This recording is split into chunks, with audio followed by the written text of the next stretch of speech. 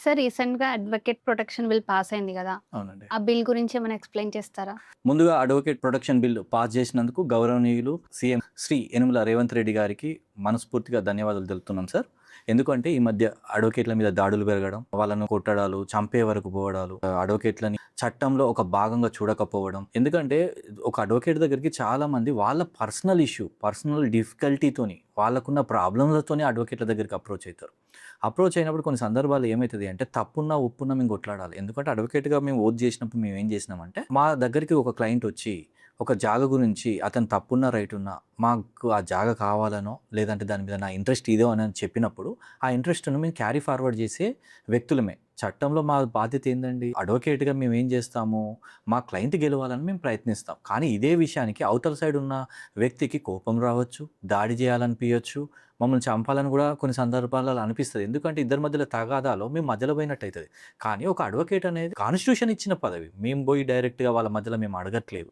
So, కాకపోతే ఇక్కడ ఏమైతదంటే అవతల వాళ్ళో లేదా అంటే అడ్వకేట్ మీద కోపం ఉన్న వాళ్ళు ఏదైనా ఉంటే కూర్చొని మాట్లాడుకోవాలే తప్ప దాడులు దిగడం, కొట్టడం, బెదిరియడం, చంపడం వరకు పోవడం చాలా వరకు కరెక్ట్ కాదు. దీని గురించి ప్రొటెక్షన్ బిల్లు పాస్ అయినందుకు చాలా సంతోషంగా ఉందండి మాకు. సార్ చట్టసభలలో ఎమ్మెల్సీ మల్లన్న గారు లేవనెత్తిన క్వెషన్ ఏంటి అంటే, ఈ బిల్లు అడ్వకేట్స్‌కి లేదా లాయర్స్‌కి వర్తిస్తదా అని అడిగారు. సో, అడ్వకేట్స్ వేరు, lawyers వేరంటారా? MLC Mallanna garu చట్టసభలలో question ఏమేస్తారంటే, ఈ అడ్వకేట్ ప్రొటెక్షన్ బిల్లు ఓన్లీ అడ్వకేట్స్‌కే సంబంధమా? లేదా లాయర్స్‌కి కూడా వర్తిస్తదా అని అడిగినారు.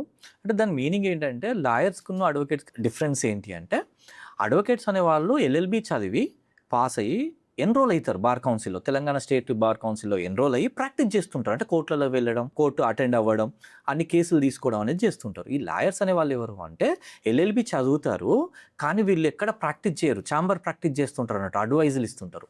అంటే ఆయన అడిగిన క్వెషన్‌లు ఏందంటే కొందరు అడ్వకేట్స్ అని చెప్పుకుంటా. అంటే వచ్చిన వానికి అడ్వైజ్ ఇస్తూ ఉంటారు. కోర్ట్‌లలో ఎళ్లరు. అంటే కొందరు ఏం చేస్తుంటారంటే సెకండ్ దందా స్టార్ట్ చేసి పెద్ద మనుషులుగా చలామణి లాయర్ చదివి, ఎల్ఎల్‌బీ చదివి ప్రాక్టీస్ ఏం తెలవకున్నా కూడా వాళ్ళని వీళ్ళని బెదిరించుకుంటూ దాడులు చేసేవాళ్ళు ఉంటారు. అట్లాంటి వాళ్ళ గురించి ఏంటి అనేది ఆయన వే ఆఫ్ క్వెషన్ అందులో. ఆళ్ళకి గూడా వర్తిస్తదా అనేది ఆయన క్వెషన్ అడిగినారు. కాకపోతే ఏందంటే అడ్వకేట్ అనే అతనైతే చట్టపరంగా ఆయన ఎన్రోల్ అయితాడు. ఆల్ ఇండియా బార్ ఎగ్జామ్ రాస్తాడు.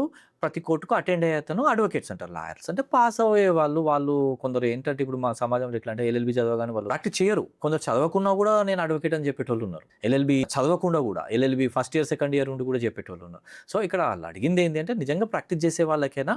ఓన్లీ అయిపోయి ఎల్ఎల్‌బీ చదివినోళ్ళకి గూడా ప్రొటెక్షన్ ఇస్తదా? కాబట్టి ఆయన ఆ విధంగా అడిగుంటారు.